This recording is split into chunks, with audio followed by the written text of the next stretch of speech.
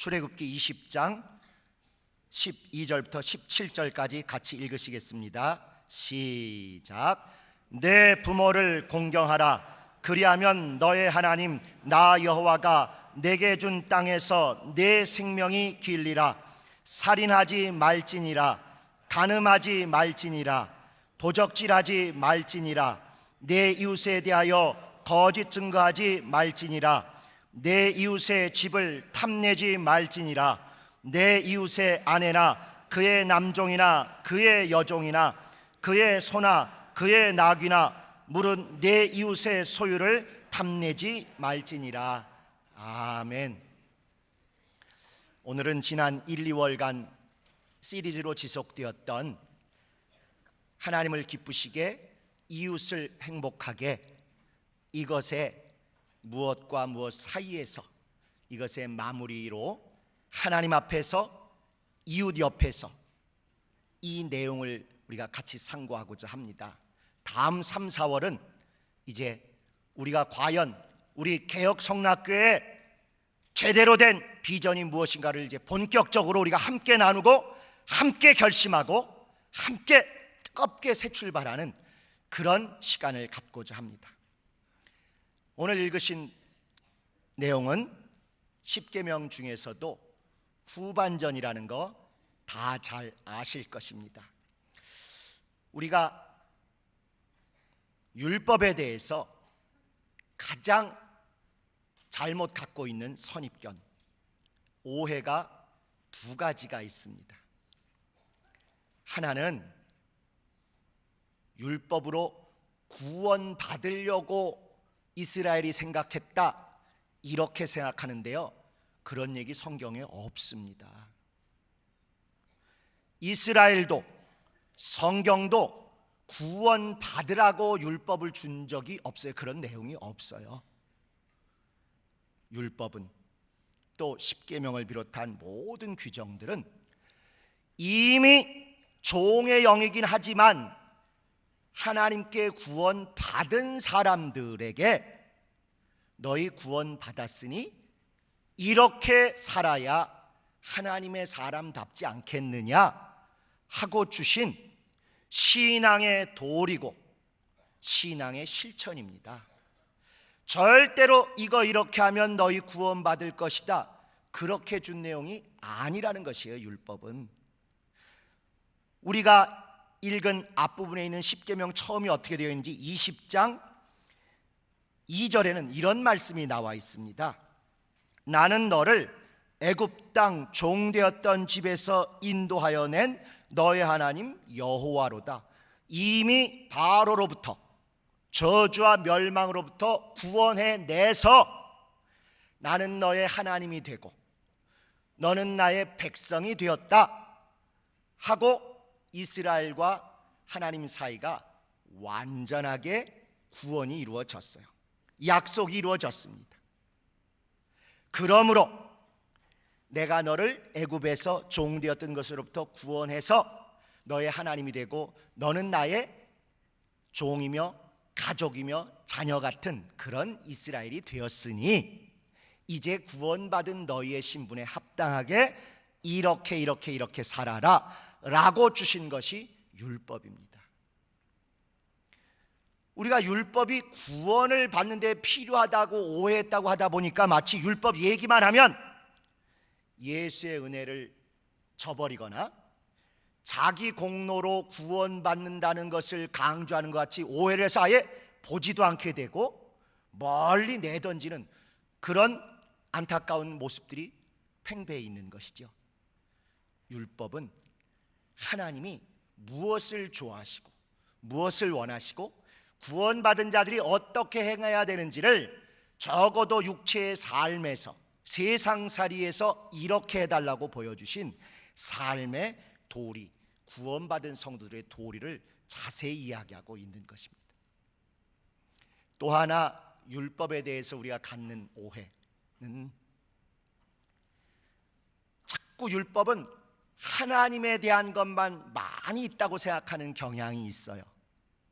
그런데 구약 내내 또 율법, 모세오경 여기에 오히려 더 많은 것은 하나님이 이런 분이다, 하나님을 이렇게 믿어야 된다, 그런 사람은 이렇게 이웃생활, 사회생활, 가정생활을 해야 된다 하고 어찌 살고 하는 삶의 이야기가 훨씬 더 많습니다.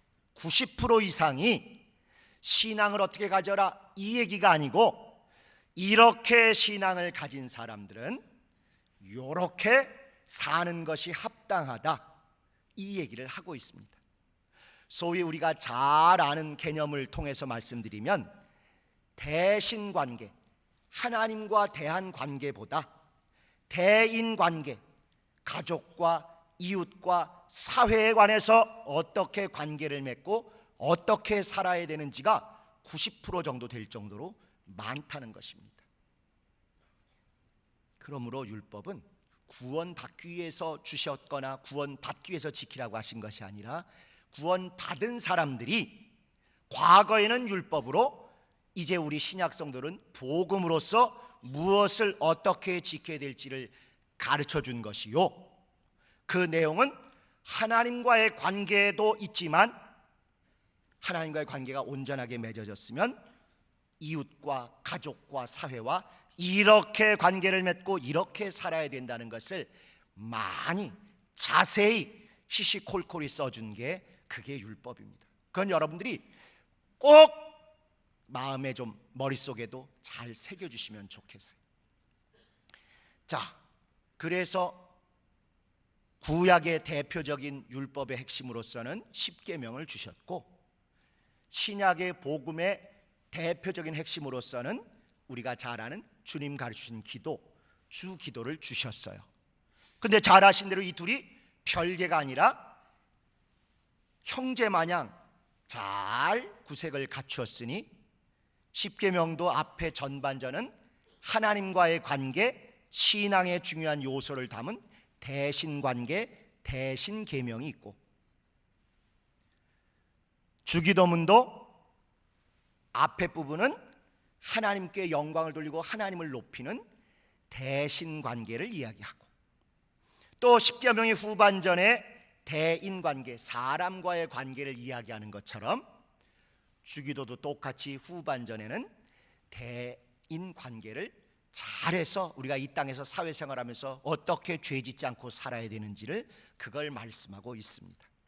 그러니까 우리는 구약 율법인 십계명을 오늘 상고한다 할지라도 우리의 눈은 어디로 겼는지를 하고 있어야 돼요. 신약에, 주기도에, 복음에 예수님이 어떻게 실상을 가르쳐 주셨고 어떻게 실상을 하셨는지를 쫙 겼는지를 하셔야 됩니다. 이건 하셔야 돼요. 예수 넘어서 겼는지를 하지 말라고 우리 천안 12학생들이 간곡히 찬양으로 우리에게 권면해 주신 것처럼, 그러나 구약을 읽을 때는 반드시 신약을 겼는지를 하시면서, 아, 요건 예수께서 이렇게 완성하셨구나, 이 마음을 항상 가지셔야 됩니다.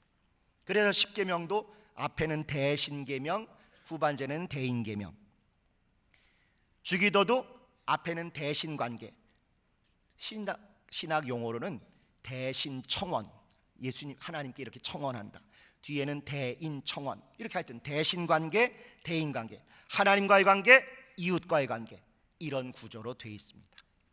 오늘은 우리가 십계명을 외우고 나갈 것입니다. 이럴 때 되면 표정들이 안 밝아지죠. 도대체 외운다, 뭐 시험 본다, 이러면 그냥 아주 정직하게 안면이 확 변하시는 것 같아요. 외운다는 게 글자를 외우는 게 아니고요, 원리를 터득하신다는 뜻입니다. 우리는 대체로 우리 성락교인들은 아기 때부터 주일학교를 다닌 분들이 많지 않으시다 보니까 십계명 같은 거 잘 안 외우셨잖아요. 그래서 십계명 좀 외워보십시오 하면, 그거 외운다고 구원이 있냐고, 그거 외운다고 상이 있냐고, 그건 율법이라, 이렇게 하여튼 변명과 핑계는 풍성할 수 있는데, 아니요, 외우실 수 있습니다. 그리고 외우셔야 합니다. 그리고 그것을 삶에서 오히려 더 풍성한 복음으로, 신약으로, 진리로 잘 소화하셔야, 그래야 예수의 사람답습니다. 구약성경 내내 신약성경 내내 이들이 글을 쓰는 데는 원리가 있어요. 꼭 중요한 것을 맨 앞에 한번 쓰고 맨 끝에 한번 씁니다. 중간에 있는 건 별로 중요하잖아요. 우리는 글을 어떻게 쓰나요? 한국 사람들은 한국말은 어떻게 들어봐야 된다고요?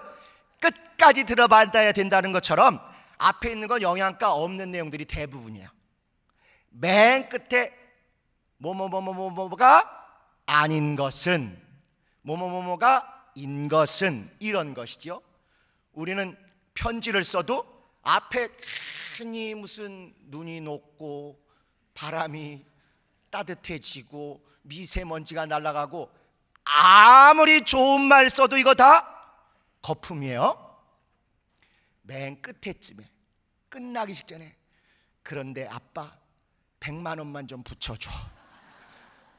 이거 쓰려고 앞에 한 장하고 뒤에 한 장 반 쓰는 거 아닙니까? 그렇죠? 여러분이 뭐 이거 장사 한두 번 하시는 분들도 아니고 다 아시잖아요. 더 노련한 분들은 어떻게 해요? 이만 안녕히 계세요 날짜 쓰고 효자 누구 쓴 다음에 밑에다가 추신 아빠 요 계좌로 100만 원만 꼭 좀 이번 금요일까지 붙여주세요. 우리 한국말 이렇게 끝까지 다 읽어야 되잖아요. 그런데 성경을 쓴 사람들은 그렇게 안 하고요, 첫 번에 가장 중요한 걸 쓰고 그 다음에 그걸 조금 풀어서 쓰고 맨 끝에 또 가장 중요한 것을 똑같이 쓰든지 아니면 조금 문체를 바꿔서 단어를 바꿔 쓰든지 이렇게 합니다. 그러니까 처음 거 읽고 나중 거 읽으면 다 읽은 거예요. 그리고 난 다음에 시간 되면 이제 안에 거 읽는 거죠. 그러니까 어떤 의미에서 공부 잘 안 하는 여러분의 자녀들이 더 성경적으로 사는지도 몰라요. 걔네들은 문제집 풀라고 던져주면 어떻게 해요? 앞에 보고 바로 뒤에 해답지로 넘어가서 푹 뜯어가지고 주스스 이렇게 문제를 푸는 게 아니라 베껴 쓰죠. 세상살이는 모르겠는데 성경은 사실 그렇게 보는 겁니다. 자, 10계명 앞에 하나님에 대한 거 1계명부터 4계명까지 있다는 거 아시죠? 사람과의 관계된 거 5계명부터 10계명까지 있다는 거 다 아십니다. 그러면 여기서 중요한 건 1계명과 4계명만 아시면 되는 거예요. 그 다음에 또 사람과의 관계를 얘기하는 5계명과 10계명 아시면 되는 거예요.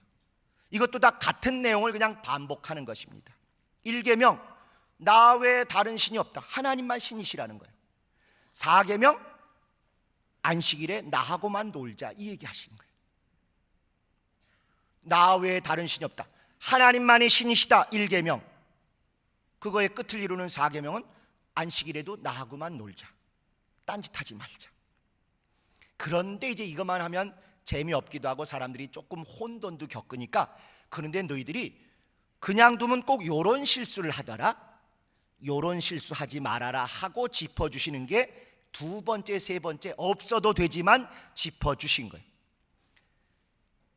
텔레비 보지 말고 공부해. 어디가 목적이에요? 공부해가 목적이지요. 근데 공부해, 근데 얘가 공부 안 하고 꼭 딴짓하는 게 있으니까 제발 요구하지 말고 공부해. 컴퓨터 게임하지 말고 공부해.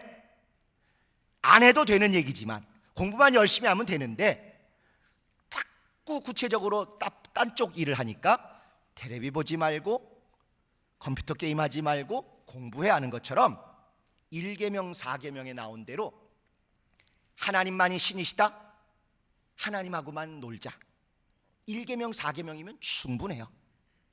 그런데 얘네들을 가만두면 꼭 하나님을 돌로 나무로 형상을 만들더라 하는 거죠. 그러니까 형상 만들지 말고 하나님하고 놀아, 하나님하고 지내, 하나님하고 충만하게 은혜를 나눠. 또 그냥 뒀더니 꼭 내가 하나님의 이름으로 이거 할 거야 하고 막 하나님의 이름을 막 갖다 대고 망령도 일컫더라 하는 것입니다. 그래서 이름은 제발 함부로 부르지 마. 하나님 이름은 거짓말하면서 하나님 이름으로 이렇게 맹세하고 하면 끝장이니까 절대 그러지 마. 이렇게 1계명부터 4계명이지만 1번하고 4번이 핵심이고 2번, 3번은 보충으로 주신 거예요. 하나님만이 하나님이시다. 하나님하고만 사귀자. 그런데 가만두면 꼭 형상 만드는데 형상은 만들지 마라. 이름은 함부로 부르지 마라. 이렇게 1, 2, 3, 4 계명을 주신 것입니다. 인간에 대한 대인 계명은 더 쉽습니다. 5번과 10번이면 끝나요. 5번에는 부모를 공경하라. 10번에는 내 이웃의 온갖 것을 탐내지 말라. 그럼 왜 갑자기 5계명에 부모를 공경하라가 나왔느냐 하면요, 이웃의 가장 첫 번째 대표 이웃이 부모님이기 때문에 그렇습니다. 사람이 태어나서 자기 자신 말고 처음으로 접하는 이웃이, 그리고 가장 영원하고 사랑으로 맺어진 이웃이 부모님이기 때문에 그렇습니다. 물론이지 어떤 분들은 네가 만난 첫 이웃이 누구냐 그러면 간호사 아가씨, 간호사 아줌마 이런 사람이 있어요. 눈 떴더니 그때 진짜 기억을 하는지 모르지만 자기는 병원에서 태어났기 때문에 간호사님부터 먼저 봤다고 박박 우기는 사람이 있습니다만은 그래도 나올 때부터 부모님부터 보는 거지요. 그래서 율법과 복음이 하나님 사랑하고 이웃 사랑하라 한 것처럼 하나님 사랑 관련해서는 10계명의 앞에 4계명 잘 지키면 되고, 이웃 사랑 관련해서는 뒤에 6계명 잘 지키면 됩니다. 하나님 사랑하니까 하나님만이 하나님이시다. 하나님하고만 사귄다. 그런데 실수하지 않도록 형상은 안 만들고 이름은 망령되이 안 일컬을 것이다. 이웃을 사랑하니까 이웃 중에 가장 첫 번째 이웃이요 소중한 이웃인 부모를 공경하는 것부터 시작하고, 마지막 10계명에 이웃에 대한 모든 것들을 재산이 됐건 목숨이 됐건 탐내지 않겠다라고 결론처럼 10계명의 마지막에 쓴 것입니다. 그래서 기둥 4개 있으면 집이 다 지어지듯 10계명은 기둥 4개로 지어지는 1계명과 4계명, 5계명과 10계명. 자, 이제 이런데 그럼 왜 또 복잡한 거를 뒤에 이렇게 놨냐? 역시 텔레비 보지 말고 공부해, 컴퓨터 게임 하지 말고 공부해 하는 것처럼 이웃 중에 최고 이웃인 부모를 공경하고 이웃의 것을 탐내지 말라, 이거면 충분한데 다시 한번 구체적으로 반복을 해준 것입니다. 6계명에 살인하지 말라 이렇게 돼 있지요. 이웃의 목숨을 탐하지 말라는 것입니다. 7계명에 간음하지 말라고 돼 있지요. 이웃의 정조를 탐하지 말라는 것입니다. 8계명에 이웃의 재물을 탐내지 말라고 돼 있죠. 도적질하지 말라고 돼 있죠. 이웃의 재물을 탐하지 말라는 것입니다. 9계명에 거짓 증거하지 말라고 돼 있지요. 이웃의 명예를 탐내지 말라는 것입니다. 똑같은 얘기, 가장 대표적인 건 4개를 구체적으로 짚어서 얘기해 주시는 거예요. 하나님 사랑, 이웃 사랑.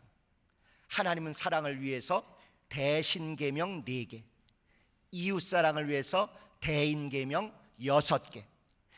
대신계명도 1번과 4번이면 충분한데 보충을 위해서 지적해 주시기를 2번에다가 형상 만들지 마라, 3번에다 이름 함부로 일컫지 마라. 오직 하나님만 하나님이시다. 하나님과만 사귀며 지내자.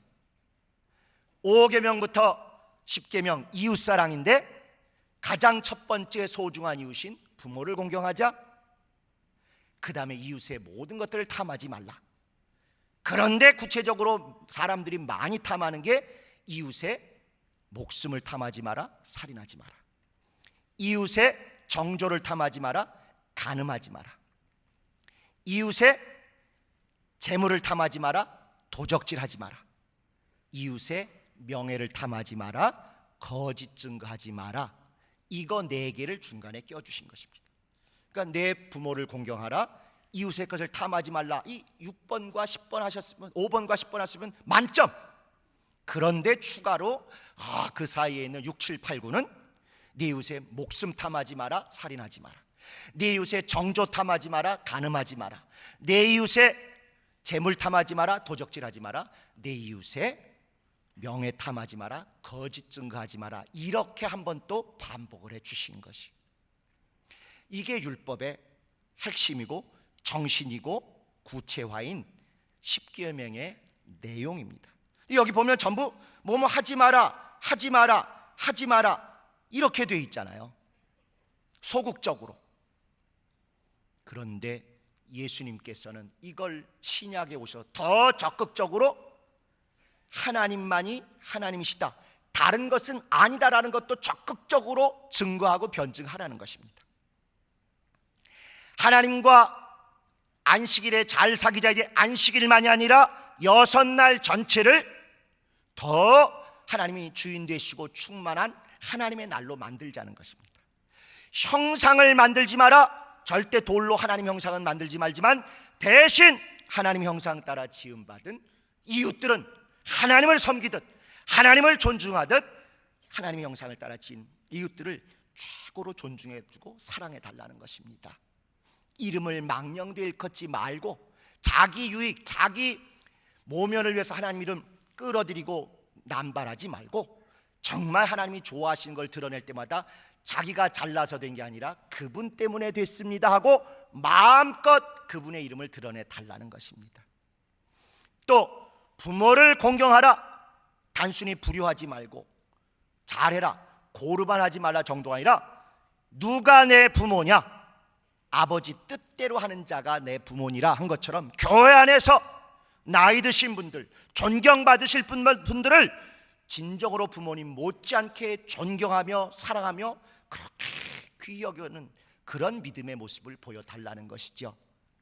살인하지 말라, 죽이거나 상하게 하지 말라 정도가 아니라 신유를 통해서 고쳐주기까지 해서 생명을 제대로 주는 것, 그것이 되어야 십계명에 뭐뭐 하지 말라 수준이 아니라 복음의 무엇을 적극적으로 해라 하는 주님의 뜻에 합당한 것입니다. 또 간음하지 말라, 내가 누구 안 건드리고 죄 안 지면 되지, 그 정도가 아니라 그런 속상하고 억울하고 고통을 겪은 사람이 있으면 위로해주고 도와주고 신원해주고 어떻게 하든지 지켜주기까지 하라는 게 그게 복음의 원리입니다. 도적질하지 말라, 내가 남 거 안 훔쳐가면 되지, 그 정도는 율법에서 하지 말라는 정도고요. 복음은 내 옆에 있는 사람이 안타깝게 사기당하고 법을 몰라서 지금 막 손해보고 있으면 적극적으로 나서서 어떻게든지 도와주도록, 내가 직접 못하면 아는 사람을 연결해서라도 그의 재산을 정말 제대로 찾아서 누릴 수 있게 지켜주기까지 적극적으로 하라는 것이, 그것이 주님이 이 땅에 오셔서 가르쳐주신 내용입니다. 거짓 증거하지 말라, 위증이라고 하죠. 자기 이익을 위해서 누구를 괴롭히기 위해서 거짓 증거, 절대로 우리 개혁교회는 앞으로도 마무리할 때까지 그런 거 안 할 것입니다. 그런데 거짓 증거 정도가 아니라 누가 억울하고 누가 부당하게 당하고 있으면 적극적으로 나서서 내가 아는 한 이 사람 그렇지 않습니다 라고 변호해주고, 심지어 우리 교인 중에는 어려움을 겪는 이웃을 위해서 사실 확인서, 단원서까지 써주는 게 단순히 정이 있으니까가 아닙니다. 십계명을 율법으로서가 아니라 복음으로서 지키기 때문에 거짓 증거 안 하는 것은 말할 것도 없거니와 적극적으로 신원해주고 변증해주고 그의 명예를 제대로 복위시켜주는 그런 일들을 하는 게 우리 신약교인의 모습입니다. 이렇게 구체적으로 4개를 말씀하신 다음에 다시 이웃의 것을 탐하지 말라 이렇게 말씀하신 것이죠. 마무리를 하겠습니다. 십계명은 외우는 게 아니라 이렇게 이해를 하고 터득하시는 것입니다. 글자 그대로 안 외우셔도 돼요. 그러나 원리를 아시고 방법을 아시면 충분합니다. 하나님에 대한 거, 이웃에 대한 거, 그리고 1번과 4번인데 2, 3번은 보조적으로, 5번과 6번 부모님을 공경하고 이웃의 것을 탐하지 마는데 가장 많이 사람들이 잘못하고 있는 4가지 목숨, 정조, 재물, 명예, 이 네 가지를 절대 탐하지 말라. 이런데 구약은 하지 않는 정도면 합격선을 넘어가지만 신약은 더 적극적으로 그가 온전히 그것을 누리도록 부모님은 말할 것도 없거니와 교회 정말 교회에서 충성하고 애쓰신 연로하신 권사님들이나 장로님들 위해서도 부모를 모시는 것 같은, 부모를 대하는 것 같은 그런 마음으로 서로 사랑을 나누고, 또 어르신들도 에베소서에 나온 대로 자녀를 노엽게 하지 말라 하는 것처럼 젊은 사람들의 격려를 심어주고 젊은 사람들에게 정말 기대를 심어주는 그런 일을 하는 것이고, 또 목숨이 됐건 정조가 됐건 재물이 됐건 명예가 됐건 나만 안 건드리면 되지 정도 아니라 그런 억울하고 속상한 것을 겪는 이웃이 있으면 적극적으로 가서 도와주는 것, 그것이 신약교인의 모습입니다. 이렇게 율법은 십계명을 돌판에 써서 우리에게 던져주었습니다. 옛날에 던져주었지요. 그런데 예수께서 이것을 직접 몸으로 모든 말씀이 육신이 되어 오셔서 이것을 이루셨고 행하셨고 실제로 다 할 수 있도록 우리에게 능력까지 주셨습니다. 이제 복음은 우리의 생활을 통해서 사람들에게 드러나야 주님의 뜻이 완성이 되는 것입니다. 우리는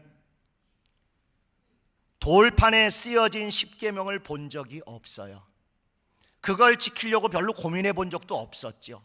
그러나 그것에 억만 배 더 많은 내용을 더 풍성하게 예수께서 온몸으로 말씀이 육시되어 오셔서 이루신 걸 봤기 때문에 십계명뿐만 아니라 그 너머까지 단번에 예수 이름 안에 우리가 받아들었습니다. 이게 복음입니다. 이제 이 복음은 우리 이웃과 교회 바깥에 있는 사람들이 읽고 확인할 차례예요. 우리도 보지 못한 십계명을 그들이 언제 보겠습니까? 우리도 다 읽고 터득하지 못한 성경을 언제 그들이 읽겠습니까? 우리도 다 체험하지 못한 예수님을 언제 그들이 다 알 수 있겠어요? 그들이 보는 성경, 그들이 보는 복음, 그들이 보는 십계명은 우리가 삶에서 얼마나 깨끗하고 청결한 마음으로, 얼마나 정말 따뜻하고 부드러운 태도로 그들을 만나고 그들의 애환과 함께 해준가, 그걸 보는 순간 그들은 복음을 본 것이고 예수를 본 것이고 십계명을 단번에 본 게 되는 것입니다. 뭐뭐 하지 말라 정도가 아니라 이웃의 고통과 애환과 처절한 눈물을 어떻게든지 예수께서 우리 때문에 오셔서 해결하려고 하셨던 그 문제로 동일시하고, 그래서 십계명의 후반전, 주님의 공생애의 육체의 모습, 주기도문의 후반전, 그리고 주께서 내가 빨리 떠나가는 것이 너에게 유익이고 너희가 오히려 나를 증거하는 것이라고 말씀해 주신 것을 이루는 사명을 우리가 본격적으로 행하는 것이죠. 하나님 앞에서, 이웃 옆에서, 이것이 우리 교회의 가장 기본부터 다시 시작할 아름다운 모습이라고 확신합니다. 하나님 앞에서 대신 계명을 잘 지키고 이웃 옆에서 대인 계명을 정말 풍성하고 진실하게 잘 지키는 것, 우리에게 하나님이 기대하시는 바입니다. 하나님 앞에서 더 가까이 가셔야 합니다. 이웃 옆에서 더 멀리 가셔야 합니다. 피가 섞인 내 가족만이 이웃이 아니라 그저 나하고 잘 통하고 잘 친하는 그분만이 이웃이 아니라 무관해 보였고 때로는 마음에 들지 않아 보였던 그분까지도 이웃이라는 울타리 안에 들어오실 수 있도록 더 멀리 넓히셔야 합니다. 하나님 앞에서는 더 가까이 가서 발견되셔야 하고 이웃 옆에서는 더 멀리까지 팔을 뻗치시고 품을 넓히셔서 많은 이웃들과 관심을 나누고 대화를 나누고 미소를 나누시는 것, 그것이 십계명을 신약 성경답게 예수의 사람답게 복음으로 온전히 이루시는 우리의 모습이 될 것입니다. 아까 성가대가 찬양하기를 이곳에 오셔서 이곳에 앉으소서, 이곳에서 드리는 예배를 받아 주옵소서. 주님의 이름이, 주님의 이름만이, 주님의 이름 그것만이, 예수 이름만이 높임 받게 해달라고 우리를 대신해서 우리와 함께 찬양을 했습니다. 우린 누구보다도 예수 이름이 얼마나 존귀한지를 잘 알고 그것 위에서 사는 것에는 조금도 주저함이 없었던 사람인 것은 분명합니다. 이제 우리가 이 안에서, 바로 이곳에서 예배 한번 드리려고 문을 뚫고 폭행을 당하며 어둠 속에 들어와서 예배 드렸던 이곳에서, 이곳에 좌정하시고 함께 하시는 예수님, 그분을 예배로만 끝나지 아니하고 하나님 앞에서 드리는 예배에만 머물지 않고 이웃 옆에서 함께하는 생활까지 전진할 때, 그때 우리 교회는 정말 하늘에서는 말할 것도 없거니와 세상에서도 다시 한번 돌아보는 교회가 될 것입니다. 누가 혹시 우리 교회가 어떤 교회냐고 묻는다면 저는 이렇게 대답하고 싶습니다. 우리 교회가 세계에서 제일 충만한 교회인 줄 알았는데 아니었습니다. 우리 교회가 세계에서 가장 말씀대로 사는 교회인 줄 알았는데 우리의 교만이었습니다. 우리 교회가 가장 헌신 열심히 잘하는 교회인 줄 알았는데 온전하지 못했습니다. 그런데 그걸로는 우리 교회가 다른 분들의 눈에 깜짝 놀랄 만한 교회가 될 자신은 이제 없습니다. 그러나 가장 빨리 돌이킨 교회는 될 수 있을 것 같습니다. 가장 많이 변화된 교회는 될 수 있을 것 같습니다. 가장 철저히 변화된 그 교회는 우리가 될 수 있을 것 같습니다. 과거의 교만과 허영과 오만 때문에 세계 최고의 교회인 줄 알았던 주님 앞에서 죄로 가득했던 그 모습은 우리에게서 이제 떨어졌지만, 그래서 우리가 감히 세계 최고 아닌 것도 다 알게 됐지만 오히려 정말 가장 낮은 곳으로부터 다시 출발하는 우리의 모습을 주님 안에서 하나님 사랑과 이웃 사랑, 하나님을 행복하게 하는, 하나님을 기쁘시게 하는 것과 이웃을 행복하게 하는 것, 하나님과의 관계, 이웃과의 관계, 거기서 가장 빨리 잘못된 것으로부터 돌이킨 교회, 가장 많이 과거로부터 변화된 교회, 가장 철저히 진실을 다해서 말씀대로 변화된 교회, 이게 우리 교회가 되기를 사모합니다. 하나님 앞에서 더 가까이 발견되시고 이웃 옆에서 더 넓게까지 팔을 펼쳐서 정말 누가 내 이웃이냐, 아버지 뜻대로 하는 우리들이 한 이웃, 한 가족이 되기를 원합니다. 지금부터 20여 년 전 유명한 삼성의 TV 광고를 기억하시는 분이 계실 것입니다. 또 하나의 가족. 그렇습니다. 그게 복음의 원리예요. 하나님의 권속이라고 한자로 쓴 것이 하나님의 가족. 우리는 예수 안에서 예수의 피로 말미암아 육체의 피로 맺어진 육체의 관계를 뛰어넘는 영원한 가족, 또 하나의 가족, 새로운 가족으로 주님 앞에까지 갈 사이입니다. 우리 모든 가족, 우리 모든 성락가족, 우리 모든 이웃, 그 울타리를 넓혀 보십시다. 내가 잘 알고 내가 좋아하고 내가 같이 밥 먹고 수다 떨면 좋은 그 가족이 아니라 소원했고 무덤덤했던 교인들, 다른 목장 식구까지 한번 눈길을 나누시고 인사를 나누시고 악수를 나누어 보십시다. 그것을 넘어서 정말 예수 몰라서 아직 하나님의 가족에 들어오지 못한 이웃에게까지 온전히 예수의 사랑을 전하는 그런 분이 되기를 원합니다. 우리가 가진 성경은 이 성경 이전에 우리의 생활, 우리의 삶, 우리의 모습이 그들에게는 신약 성경이고 복음이고 예수고 구약 성경이고 십계명입니다. 성경 닮은 삶을 작은 것에서부터 이웃에게 따뜻한 말과 따뜻한 만남과 따뜻한 섬김으로 온전히 성공하는 여러분 되시기를 예수 이름으로 축원합니다. 우리 이 시간 기도하실 때 하나님, 정말 우리가 이웃에 대해서 입으로만 떠드는 이웃이 아니라 진심으로 십계명을 뛰어넘는 복음의 이웃사랑을 실천할 수 있게 해달라고 다 같이 통성으로 기도하시겠습니다.